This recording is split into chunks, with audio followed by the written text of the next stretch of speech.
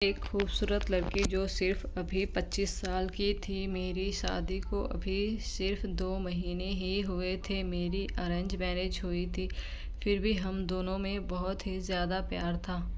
उनके जाने के बाद मेरे ऊपर मेरे देवर की गंदी नज़र पड़ गई थी। मेरा देवर भी शादीशुदा था।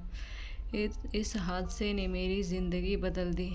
हेलो दोस्तों, मेरा नाम दामिनी है। मैं 25 साल की एक खूबसूरत लड़की हूँ। मेरा कद 5 फुट 5 इंच है। रंग गोरा, एकदम भला की खूबसूरत। पर इस खूबसूरती का क्या फ़ायदा? जिसने खूबसूरती निहारनी थी वो तो चला गया। मेरी शादी को अभी सिर्फ 2 महीने ही हुए थे। मेरे पति का कार से एक्सीडेंट हुआ था। वह भी सिर्फ 26 साल के ही थे। अब मेरे साथ मेरा देवर और उनकी पत्नी यानी कि मेरी देवरानी रहती थी। मेरी देवरानी दिखने में मुझसे सुंदर नहीं थी। जब मैं विधवा हो गई थी तो मेरे देवर ने मुझे संभाला और घर को भी संभाला। देवर ने अपना फ़र्ज पूरी तरह से निभाया। धीरे धीरे समय आगे बढ़ता रहा। जब मेरे पति को गुजरे हुए 6 महीने बीत गए थे, तब मेरी देवरानी गर्भवती हो गई। आखिर हमारे घर में इतने दिनों बाद कोई खुशखबरी आई। देवरानी को गर्भवती होता देख मेरा देवर कुछ ठीक व्यवहार नहीं कर रहा था, जैसे उसको किसी चीज़ की कमी खल रही हो। मैं ही घर के सारे काम करती। मेरी देवरानी अपने कमरे में बस आराम करती रहती थी। पति के गुजर जाने के बाद मैं किसी से कुछ बोल भी नहीं सकती थी। मैं काम करती तो अक्सर मेरा देवर मुझे देखा करता और उसका देखना मुझे बिल्कुल भी अच्छा नहीं लगता था।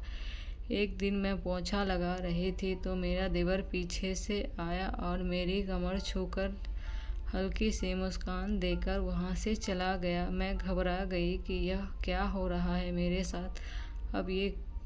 अब ये काम रोज़ रोज़ होने लगा था मेरे साथ। मैं करती भी तो क्या, मैं किसी को बताती भी तो लोग मुझे ही गलत बताते। इस वजह से मैं चुप रही। उसके बाद कुछ दिनों तक मुझे पीरियड्स आ रहे थे।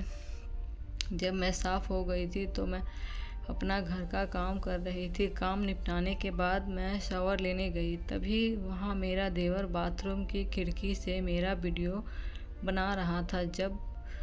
जब तो मुझे पता नहीं चला, लेकिन उसी दिन की रात जब मैं अपने कमरे में सो रही थी तो चुपके से मेरा देवर मेरे कमरे में आ गया और मुझे छूने लगा। मैंने इन सब का विरोध किया तो उसने मुझसे मेरे नहाते हुए वीडियो दिखाई और बोला, अगर तुम नहीं चाहती कि मैं तुम्हारा ये वीडियो नेट में डालूँ तो जैसा मैं कहूँगा तुम्हें वैसा ही करना पड़ेगा। मैंने पूछा, क्या करना पड़ेगा? वह बोला, तुमको मेरे साथ सोना पड़ेगा। मैंने कहा, आपकी तो पत्नी है, आप ये गलत कर रहे हैं। वो देवर जी बोले, भाभी मैं जो भी कर रहा हूँ सोच समझ कर रहा हूँ। अगर तुम मेरे साथ नहीं सोओगी तो मैं तुम्हारा वीडियो वायरल कर दूँगा। फिर उसने अपनी सारी हवस मिटा दी।